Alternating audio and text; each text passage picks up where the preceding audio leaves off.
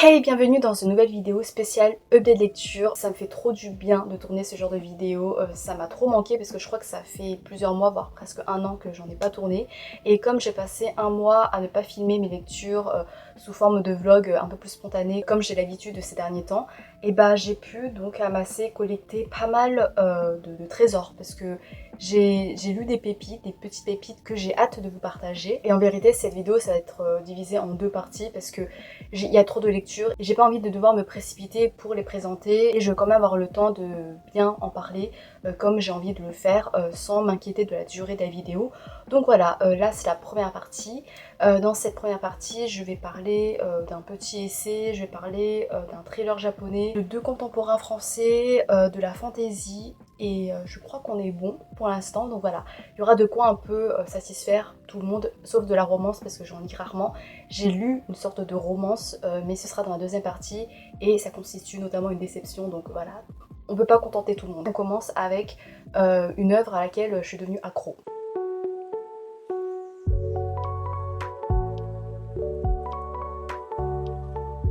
Donc ces derniers mois, j'ai dévoré l'intégrale de l'œuvre de Uketsu, qui est un auteur japonais de thriller slash livre à énigmes, livre un peu mystère. On a Strange Pictures, Strange Houses and Strange Buildings, publiés chez les éditions du Seuil. Grosso modo, ce sont des livres qui s'appuient beaucoup sur des illustrations. On va essayer de décortiquer les mystères de ces images.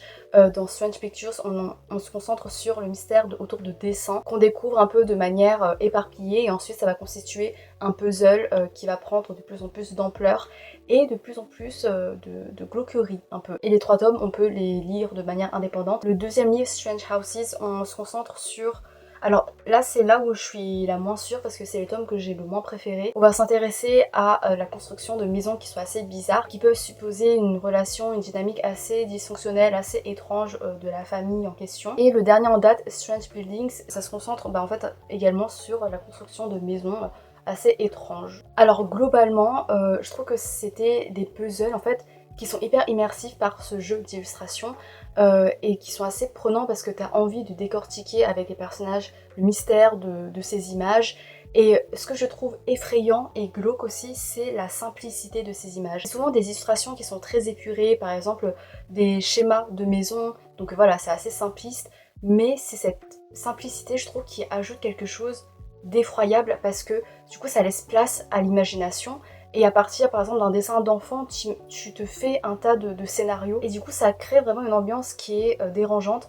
Par contre, je trouve que parfois les illustrations sont très redondantes par rapport à la description narrative et en fait c'est comme si l'auteur voulait vraiment tenir le lecteur par la main et avait peur qu'on ne comprenne pas ce qu'il voulait dire verbalement. Donc parfois c'est un peu, je trouve, infantilisant les illustrations. Mon tome préféré c'est le premier, Strange Pictures, parce que en fait c'est le premier donc je savais pas à quoi m'attendre et en fait au début je pensais que la narration allait prendre une certaine direction et en fait ça a pris une toute autre direction et ça m'a vraiment surprise, notamment à la fin du deuxième chapitre, et ça m'a trop hypée et je trouvais que ça renforçait vraiment ce côté hyper immersif, hyper haletant et addictif. Et j'ai aimé vraiment les révélations, franchement ça m'a vraiment bien plu. Pour les deux autres tomes, je trouve que c'était un peu plus tiré par les cheveux. J'avais un peu plus de mal à le croire et notamment dans le dernier livre, Strange Buildings, je trouvais qu'il y avait un peu des questions laissées en suspens à la fin. Ouais, j'ai eu quelques interrogations. Je trouve qu'on est un peu passé au-dessus alors qu'on aurait pu faire quelque chose de mieux parce que je trouvais qu'il y avait de la matière pour développer, pour approfondir certains axes de l'histoire. Donc voilà, grosso modo, ce sont pas les meilleurs thrillers que j'ai lus, mais vraiment le côté addictif et prenant où voilà, tu te casses la tête, où tu as envie de résoudre ce puzzle, tu te dis mais c'est quoi les liens entre les différentes images, et ça m'a trop entertainé quoi. Franchement ça a trop marché, donc je vous conseille, c'est cool pour voilà, une transition, une passerelle entre deux lectures un peu plus exigeantes entre guillemets.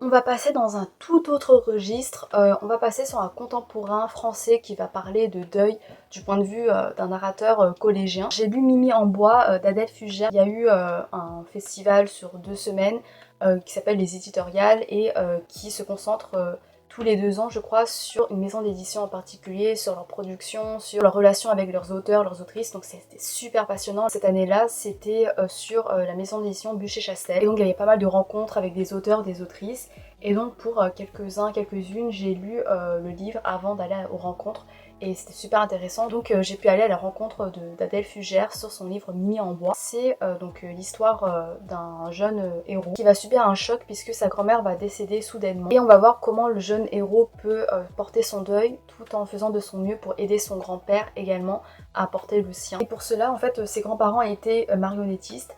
Et donc le jeune héros il va fabriquer une marionnette à l'effigie de sa grand-mère comme une compagnie fictive, alternative au grand-père pour l'aider à voilà, surmonter cette perte. C'est un livre qui est assez court, mais juste le principe d'avoir une compagnie qui est inerte, de projeter la perte d'un être cher dans voilà, un objet, je trouve que ça dote le livre d'une certaine touche poétique, un peu conte également, un peu, je sais pas comment dire, un peu merveille universelle, qui m'a pas mal rappelé certaines histoires dans One Piece. Putain bah oui. Là je viens de repenser à Dressrosa, il y a un peu ça entre guillemets, genre avec les marionnettes, enfin, avec les jouets et tout. Et quand j'ai lu, enfin ouais, ça m'a un peu rappelé la même magie, la même touche poétique que je pouvais retrouver dans des histoires très touchantes, très humaines de One Piece. Et même si le sujet est grave et sensible, l'autrice elle va quand même pallier tout ça avec de l'humour pour rendre le récit pas trop lourd, pas trop pesant, et permettre également de ne pas basculer dans le pathos, mais ça permet également de délivrer avec efficacité les messages, les sentiments des personnages. Ça c'était vraiment cool, c'était je trouve bien équilibré. Et oui, voir ce jeune protagoniste qui déborde tellement d'amour et d'affection pour sa famille, qui fait de son mieux pour soutenir son grand-père, qui se met au second plan un peu avec son chagrin pour porter secours un peu à son grand-père. Et on y voit là un renversement, une bascule qui est très puissante, puisque c'est un instant de transition entre les grands-parents et les petits-enfants, le petit-enfant qui lui à son tour soutient le grand-parent quoi. Et voilà, pour petite anecdote, voilà, je vous dis un peu ce qui a été dit pendant la rencontre et que j'ai trouvé vraiment super intéressant. Adèle Fugère, elle a dit que ce livre en fait ça résonnait avec sa propre expérience du décès de sa grand-mère, même si elle a perdu un âge adulte, et elle avait dit que perdre ses grands-parents c'était également perdre les certitudes de ton enfance, et je trouvais que c'était assez juste et assez fort. Et le choix de la marionnette ça constitue un peu un reflet, une projection de l'enfance, de l'imaginaire de l'enfant, avec un côté assez touchant dans son aspect un peu dégingandé, un peu imparfait. Et je trouve que c'était trop cool parce que ça mettait concrètement les mots sur cette touche poétique que je ressentais et pourquoi en fait j'étais émue par cette histoire. Et l'humour pour elle ça lui permettait également de révéler avec plus d'honnêteté et plus de frontalité les sentiments du héros, parce que les héros ils s'expriment mieux en usant un peu de l'humour que en parlant directement de son chagrin. Et c'est vrai que l'humour ça peut être un vecteur assez parlant de tes sentiments d'une toute autre façon sans forcément voilà, relativiser dessus. C'est assez court, bon, je sais pas trop si ça va me marquer dans le temps, mais sur le coup ça m'a vraiment émue jusqu'aux larmes et je vous le conseille. Voilà.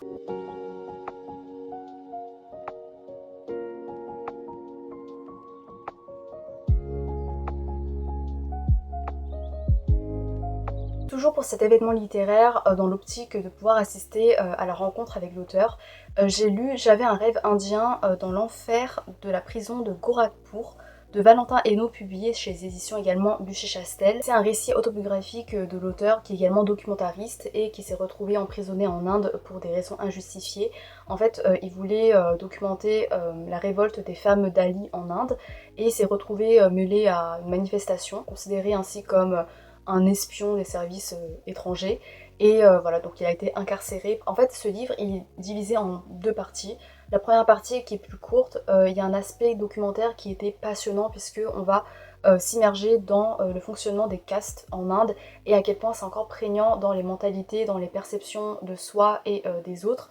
Et c'est très violent, notamment il va donner des anecdotes, enfin c'est pas des anecdotes, c'est des affaires criminelles qui ont eu lieu à cause de la persécution notamment des femmes Dali. Les Dali en fait c'est la caste la plus basse, la plus inférieure de la hiérarchie. On va vraiment leur laisser les boulots les plus rudes, les plus difficiles, les moins bien considérés par la société, et notamment la cause des femmes Dali, enfin déjà t'es une femme et t'es de la caste des Dali. C'est pas vraiment un bon combo pour se faire respecter et en fait il relate des faits qui sont absolument atroces, qui sont impunis et en fait c'est révoltant. Et il montre à quel point c'est particulièrement dégradant, asservissant, humiliant et horrible d'être né ainsi. La deuxième partie est centrée sur son incarcération, donc il va relater sa vie en prison, son quotidien également avec les autres co-détenus avec qui il a pu parler et il va livrer leurs récits, leurs propres histoires de vie. Donc il va également présenter des personnes qui sont visiblement emprisonnées à tort également.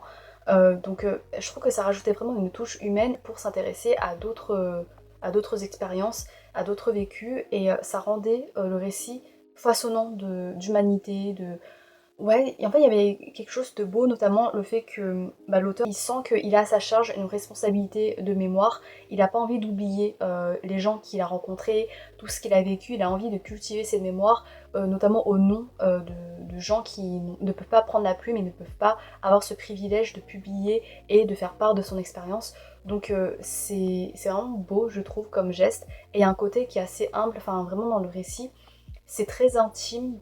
Et il y a vraiment cette touche ouais, de vulnérabilité qui s'en dégage. Et cette révolte, cette indignation qui bout en lui face à l'injustice dans les prisons, face au traitement qui est horrible dans les prisons, et face à ces... Parfois il y a vraiment des jeunes prisonniers dont la jeunesse est bousillée par cette incarcération. Je trouve que ça peut soulever, ça peut faire une porte d'entrée pour des réflexions beaucoup plus approfondies sur les conditions d'incarcération, sur le fait même d'être en prison quoi, pour un être humain. Donc voilà, c'était très intéressant et je vous conseille, ça se lit vraiment très facilement.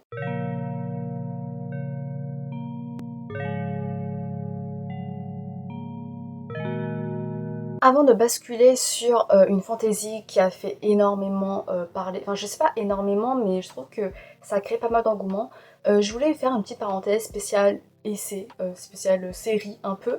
J'ai lu Buffy ou la révolte à coups de pieux de Marion Ollier publié chez les éditions Le Duc. À peine j'avais fini la série télé que je me suis précipitée sur ce bouquin parce que ça faisait plus d'1 an que je le voyais et je bavais dessus, mais comme il contenait pas mal de spoilers, du coup voilà, je devais rester à distance. Mais là c'est bon, je l'ai dévoré, c'était passionnant. C'est une analyse qui est assez poussée, avec une diversité de propositions, d'interprétations assez passionnantes sur le lore de Buffy, que ce soit de manière générale ou spécifique à un épisode en particulier. Donc voilà, ça c'était vraiment super intéressant. Ça montrait notamment comment Buffy, ça pouvait renverser certains codes, notamment du genre de l'horreur, comment ça pouvait déconstruire également le mythe patriarcal et sexiste du vampire à travers la figure de Buffy. Ça montrait à quel point c'était important de construire ce genre de mythologie féminine à laquelle on peut se référer pour donner du poids à nos luttes actuelles. Et ça montre notamment comment Buffy ça peut encore résonner dans notre société et pourquoi ça fait autant fureur et pourquoi ça touche autant même maintenant. J'aurais voulu que l'autrice pousse un peu plus loin dans sa critique nuancée par rapport notamment à certains personnages. Je trouve qu'elle a été un peu trop élogieuse par rapport au personnage de Xander. Elle a oublié de mentionner le fait que... En fait, elle a pris le côté problématique de Xander sous le prisme que c'est un jeune, enfin dans les premières saisons en tout cas, c'était un jeune, du coup il a fait des erreurs, mais ensuite il évolue, etc. Alors qu'en fait, dans les premières saisons, il se remet jamais en question, il s'excuse jamais, il est horrible, il est sexiste, il slut-shame, attends, comment ça s'appelle, Cordelia, pardon, et c'est horripilant, vraiment, il est insupportable. Après, par la suite, il évolue quand il devient adulte, mais dans les premières saisons, c'est impardonnable parce qu'il s'excuse jamais. Il aurait fallu un peu plus de nuances, mais après, elle revient sur des côtés plus problématiques, notamment le racisme dans la série de Buffy. Voilà, il y a pas mal de choses à dire, hein. Il y a des choses qui font quand même grincer des dents par rapport au sort de certains personnages racisés, enfin de tout, quasiment les personnages racisés. Elle parle également du côté problématique du réalisateur avec les frictions assez violente qu'il a pu avoir avec les acteurs et comment notamment les actrices arrivent à se réapproprier la série pour donner une touche, un aspect, un ton féministe beaucoup plus pertinent que le lien qu'il y a entre la série et le réalisateur de base. Donc ça c'était super intéressant. Et oui, j'ai également vu que Buffy ça constituait vraiment un sujet d'étude pour pléthore de thèses, d'articles, d'ouvrages théoriques, analytiques et tout. Et ça a l'air passionnant, c'est surtout en anglais malheureusement. Mais j'aimerais beaucoup approfondir mes connaissances dessus parce que quand je regardais des épisodes, je me disais mais waouh, en fait, tu sens qu'il y a tellement de couches d'interprétation, après t'as pas forcément le temps de t'apesantir, réfléchir à fond, mais du coup ça constitue un objet d'étude qui a l'air tellement riche et dense et limite infini quoi. Donc voilà, j'aimerais beaucoup lire les analyses pour retrouver la saveur de Buffy, parce que là je l'ai terminé, j'ai fini, et genre je suis en mode bah je sais pas quoi regarder d'autre, genre qu'est-ce qui peut égaler, voire surpasser Buffy quoi. Après voilà, Buffy contre les vampires c'est pas une série qui est parfaite, hein, mais c'était tellement fun, il y avait tellement des épisodes pertinents et les acteurs ils jouent tellement bien. Et j'ai vraiment aimé, et j'ai bien aimé le dénouement romantique. Parce qu'à la fin, Buffy, elle a un discours, et c'est juste, enfin, je suis en mode, bah oui, en fait, moi je veux ça dans les histoires surréalistes de romance, où voilà, les gens ils vivent un amour passionnel, destructeur, mais vas-y, c'est l'amour, donc on s'en fout si ça détruit complètement notre mental, nos valeurs, notre morale et tout, bref. Voilà, ça je déteste ça, j'arrive pas à m'y plonger. Et Buffy, là, elle ramène un peu le tout à la réalité, et bah, ça participe au ton qui est au final très réaliste par rapport à la pression sur les adolescents, sur l'âge adulte, etc. Donc voilà, ça c'était cool, et j'ai bien aimé un peu ce retour sur Terre, quoi, parce que ça dérivait un peu à un moment donné avec Spike, j'étais où est-ce que ça va, et à la fin ça allait. Voilà, j'arrête de blablater, et je vous conseille le livre, mais avant je vous conseille la série parce que ça spoil, mais si vous n'êtes pas intéressé par la série, le livre il est également très abordable, je pense, mais bon, ce serait dommage de pas donner une chance à la série, parce que bah, même s'il y a des effets spéciaux qui piquent un peu les yeux, mais au niveau des propos et des sujets, des personnages et tout, ça peut quand même résonner encore avec notre société très très fortement.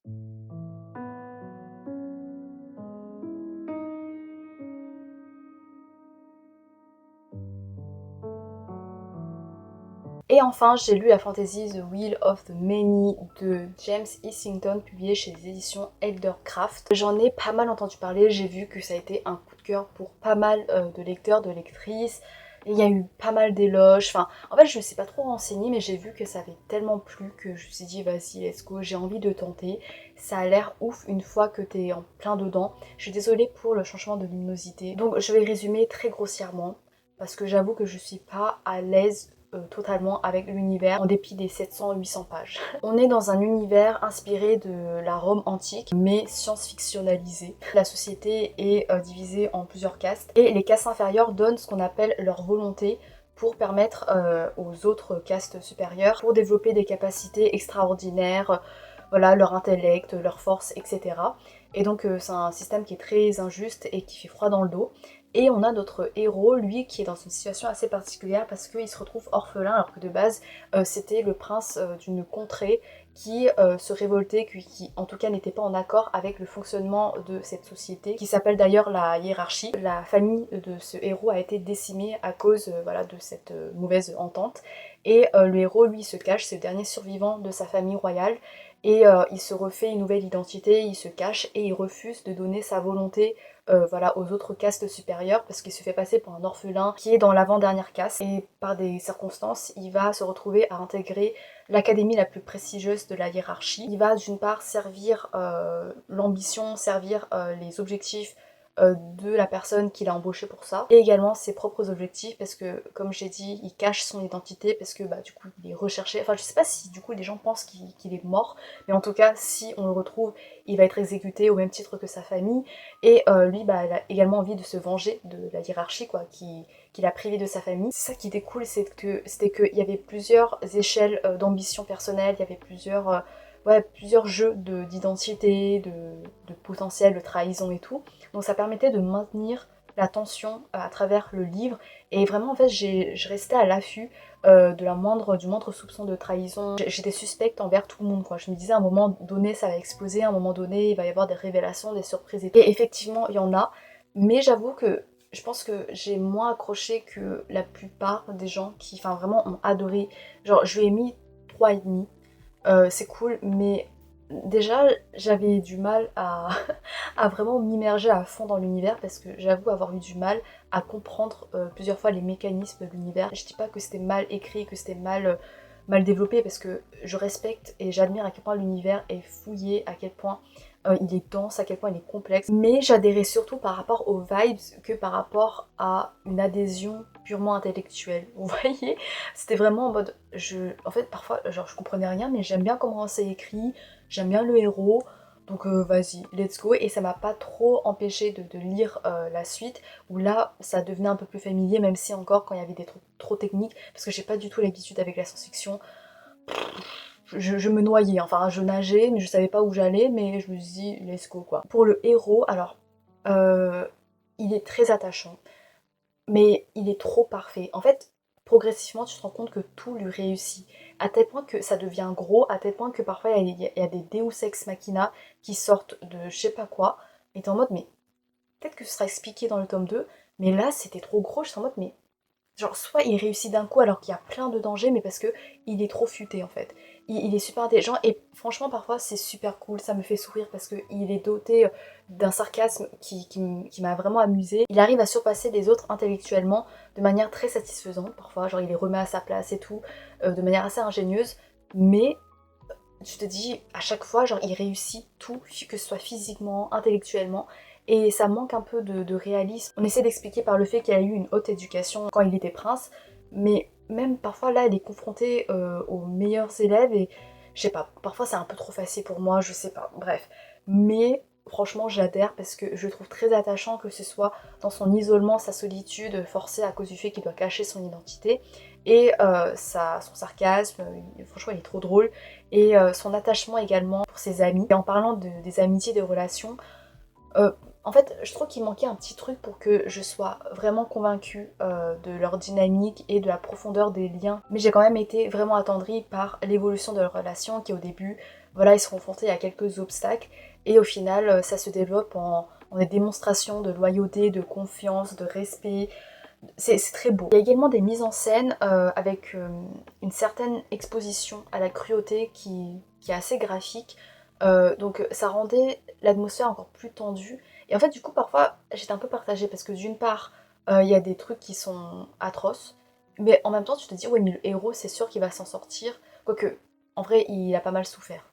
Mais à chaque fois, tu te dis, vers la fin, tu sais, parce qu'à chaque fois, il arrivait à surmonter toutes les épreuves parfaitement quasi parfaitement, je sais plus, enfin, le truc il fait 1500 pages, je sais plus, mais du coup à la fin ça perdait un peu en tension pour moi, parce que je me disais mais forcément le héros il va s'en sortir quoi. Après j'avais surtout peur pour les personnages secondaires effectivement, parce que là ils sont pas très épargnés, mais sinon je trouvais que ouais ça atténuait un peu la tension vers la fin. Mais sinon malgré tout il y a des mises en scène qui sont assez violentes, qui te rappellent que l'auteur, voilà, il n'hésite pas à aller fort pour ces personnages, pour la narration. La fin, je suis un peu perdue, j'ai pas trop compris, je sais pas si c'est fait exprès.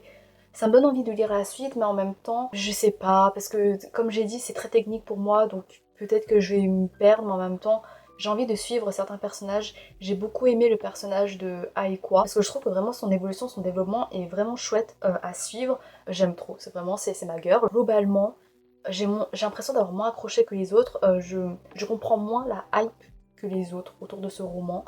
Je trouve que en vrai, la narration, le récit, il y a des petites révélations, en fait tu les vois à des kilomètres, c'est ça en fait. Ouais, en fait il y a des surprises, c'est cool, mais il y a des surprises, tu les vois à des kilomètres, même si j'ai gasp, mais je suis en mode oh mais attends, mais je le savais en fait, enfin je le soupçonnais. Je verrai, peut-être par la suite dans le tome 2 ça va être plus innovant, mais là je trouve que ça empruntait des sentiers assez communs, assez familiers. Au niveau du récit, c'est vraiment l'univers qui est hyper dense, qui est assez complexe, qui est assez original, et ce système de caste en fait, je trouve que c'est assez parlant également. Donc c'est vraiment bien pensé, mais je pense que je continuerai quand même parce que je suis quand même attachée au héros et aux autres personnages. En fait j'ai passé un très bon moment, j'allais lire au parc, il faisait super beau, j'entendais les oiseaux, les canards, ça m'a fait trop du bien. Donc ça reste un super moment de lecture et c'était hyper immersif quand même. Donc en vrai je vous conseille. Voilà, j'ai enfin fini. N'hésitez pas à me dire si vous avez lu un de ces livres, si vous avez notamment lu The Will of the Many, qu'est-ce que vous en avez pensé? Est-ce que voilà, vous avez plus apprécié que moi? Est-ce que vous avez mieux compris que moi? N'hésitez pas si vous avez des explications également à me fournir.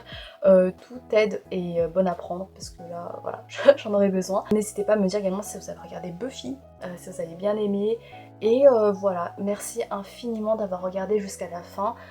J'espère qu'on va se retrouver pour la deuxième partie de cette vidéo longue autour de mes mises à jour de lecture. À bientôt, donc peut-être, je sais pas, j'espère, salut!